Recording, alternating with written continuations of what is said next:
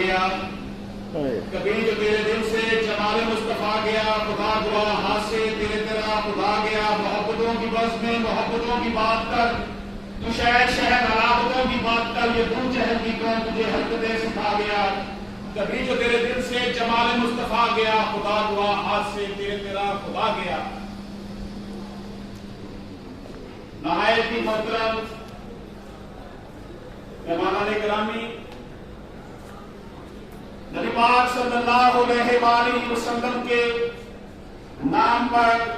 अल्लाह पाक के नाम पर बनने वाली ये मुल्क इस वक्त जिस अंदाज में इस मुल्क में जो खिलवाड़ किया जा रहा है और जिस तरीके से नाम नेहाद लिबरल फाशिस्ट और यूरोप अमेरिका के चंदों पर करने वाली एनजीओ नबी पाक सल्लल्लाहु अलैहि वसल्लम की हुर्मत के हवाले से जो कवानीन बनाए गए हैं उनको तब्दील करने के हवाले से जो वो कोशिश करती रहती हैं, और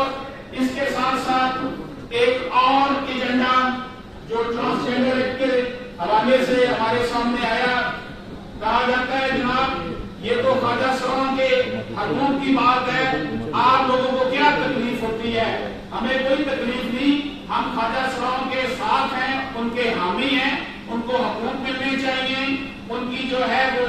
जॉब्स मिलनी चाहिए, उनकी ट्रेनिंग होनी चाहिए, उनको तालीम देनी चाहिए। लेकिन इस ट्रांसजेंडर एक्ट के आड़ में जो इंटरनेशनल कुव्वतें जो है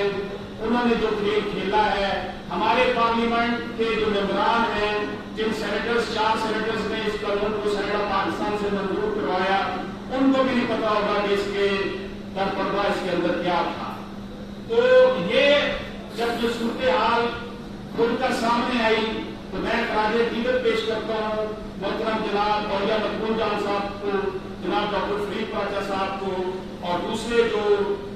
इस मुल्क में जो है वो हमारी रहनुमाई करने के लिए जो मुजाहिद जो है इस वक्त काम कर रहे हैं। इन्होंने कौम को आगाही दी कि ये ट्रांसजेंडर एक्ट का हकीकत है क्या, कि कोई भी शख्स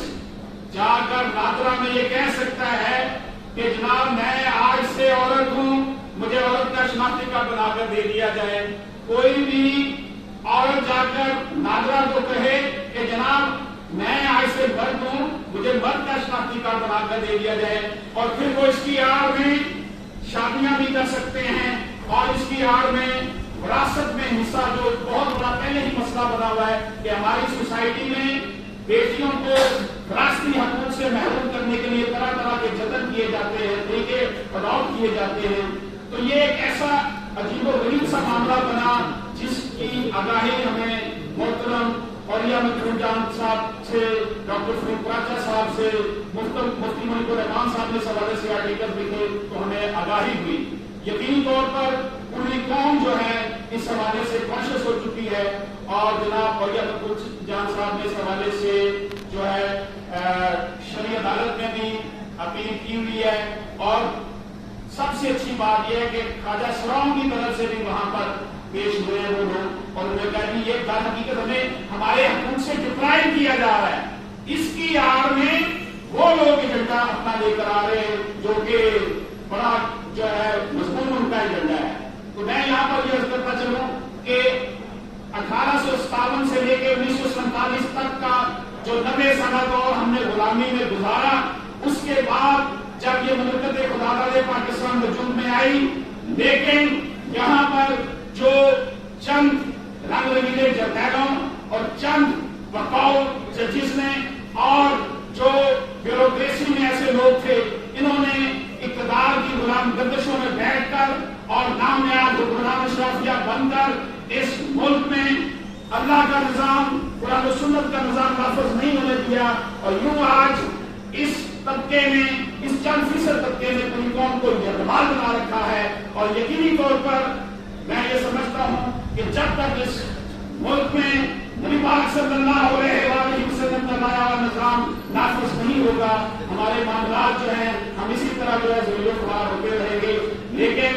एक बात हमें याद रखनी पड़ेगी कि नबी पाक सल्लल्लाहु अलैहि वसल्लम की हुर्मत, नबी पाक सल्लल्लाहु